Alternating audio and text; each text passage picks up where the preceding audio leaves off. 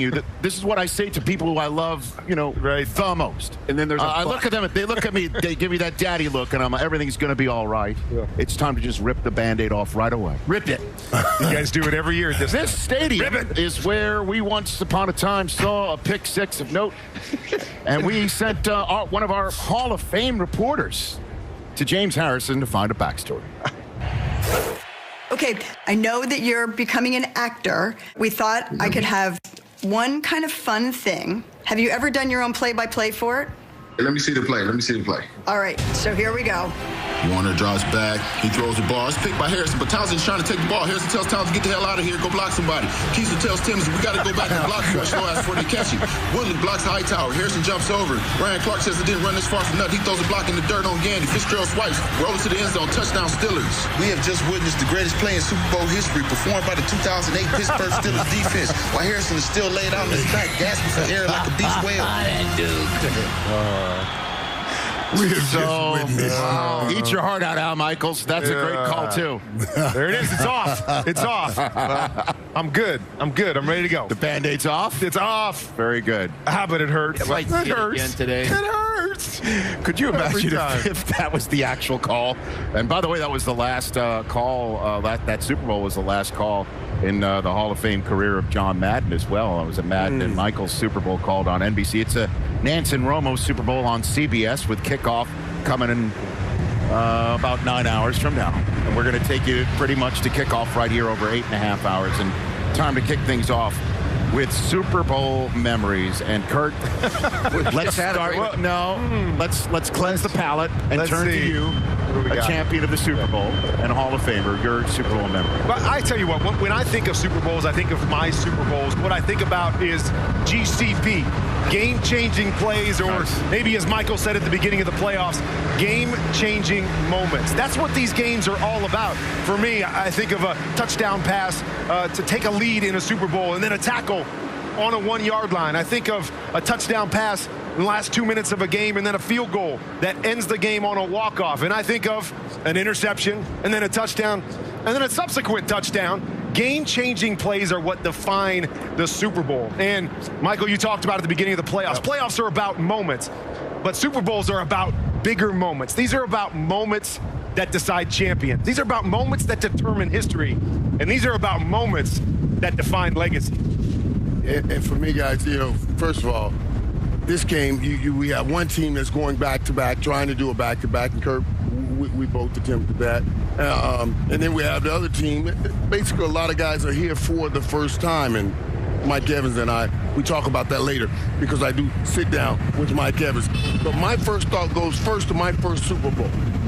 I don't know why, but my thought goes right to my first touchdown. It was a bang-aid route, right? I called that bang-aid route right there. Let me tell you something.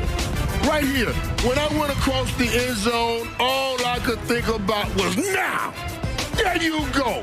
All of the parents that came to my house after I chunked the rock and broke their one, they told my mama I wasn't going to be nothing. They saw that touchdown right there. Because everybody sees a touchdown in the Super Bowl, so I got them back. That's what I thought about the first time. The second time, going back to back, trying to get that done, and knowing the guys that have done it before us, oh my God, man. Kansas City, to get an opportunity to really grab their piece of history. You win that first one, and then you say, okay, we're in there. You come back and get a second one. You said we start getting teams ranked above, like ranked amongst the best. And the beautiful thing is those moments that we saw, they show up every year on this stage at this time. That's what this is about. Is what moment are we going to see today that we're going to remember that you guys are going to show every single year? Every year. That's what the Super Bowl is all about. Every year. And I'll just say this. I think about our first Super Bowl and NFL Network, just speaking on behalf of everybody who's still around from those days, and now we're something called the NFL Media Group, about to move into the new stadium where next year's Super Bowl is going to take place. We were 11 weeks old for our first Super Bowl in Houston. It was so long ago. It was Tom Brady's only second appearance in the Super Bowl. Yes. And it was just a remarkable day for all of us. And now here we are sitting in this beautiful stadium with, 4 wide on this remarkable. I mean, we even had mugs. If you told me we'd have mugs back then, it really is a remarkable day for everybody here at NFL Network that you are choosing to be with us here on a Super Sunday that will obviously have its own memories.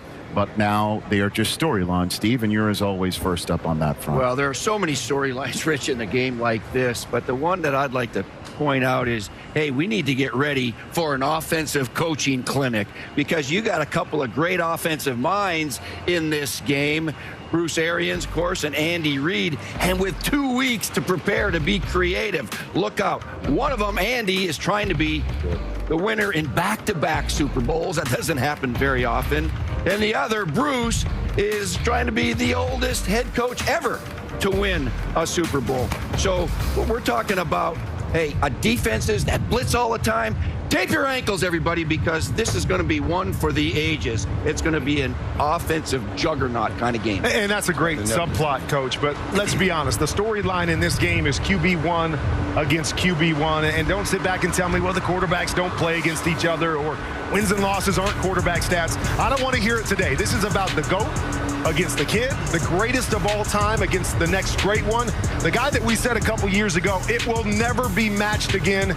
And then the guy that we're saying, well, maybe it will be matched again. And this is about the now, and it's about this game. The two biggest faces in our league are playing on the biggest stage. But this could be one of those storylines that transcends this game. 20 years from now, when Mike actually does have gray hair, we may be looking back at this moment and saying, hey, who is the greatest quarterback of all time? Maybe it comes back to this Super Bowl, head-to-head Tom Brady, Patrick Mahomes, to decide who that guy is. So this has a now meaning, but it could have a bigger, higher arching meaning when it's all said and done. Right, a now and later. Yep. A now and later meaning. I like that. A meaning now and that meaning later. And I want to talk about all of that we're already making Patrick Mahomes, giving him Brady-like numbers already, which is a little bit, I think, too much. But what I think the storyline is, it's what I talked about when we did this get hype thing. Never before has a team stood on their own home ground and received the ultimate Super Bowl crown. That's what this is all about. And the quarterback that's leading the team that has the chance to do it is only the greatest quarterback we've ever seen. And in his first year with the Tampa Bay Buccaneers, say what you will about all that other stuff. If Tom Brady pulls this off right here, drop the microphone, Tom, and walk away. You can never top this. You can never top this. To win right here at home, right in a Super Bowl, you'll never be able to top it. It doesn't get any better. And the funny thing is I hear that, and then I say, well, hold on, it's Tom Brady. He would find a way, somehow, some way, before his career's over to top that. Going back to back something. And then the storyline for Super Bowl 55, the mere fact that we are able to get lost in all of that, the mere fact that we do have a stage that you guys have so appropriately set for the entire country to sit down and watch is remarkable in and of itself. You're looking at 30,000, just a portion of the 30,000 cardboard cutouts of people, dogs, fans, loved ones all over the country represented here as the fans in a pandemic Super Bowl that is happening, and the remarkable fact that it is happening. And the team that started the season in the first game that we were all wondering if that could ever take place is now in the final game, and in between those two Chiefs games, not a single cancellation of a football game. Yes, there were a lot of postponements. There was a lot of schedule shuffling, but not a single cancellation. And a positivity rate for COVID of 0.08. We should absolutely thank everyone involved in that, in the NFL, at the team level, those who clean facilities and serve food and drive buses and fly planes and move all these pieces around.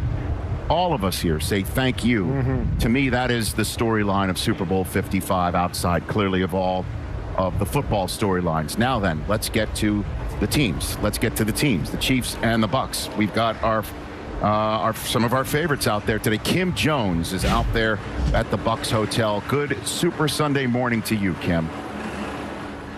Same to you, Rich, and I echo everything you just said. You know, a year ago, Bruce Arians considered Tom Brady the missing piece for his Buccaneers. Why?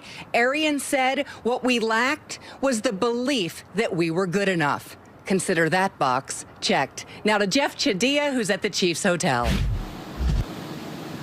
Thank you, Kim. Well, the Chiefs are talking about running it back all season long, but this past week, they weren't talking about dynasties. Head coach Andy Reid said any spare time was spent looking at extra film, doing extra work on the practice field, eating right, and getting rest. He said basically they're worried about making history when this game is history. And now we'll send it back to Rich.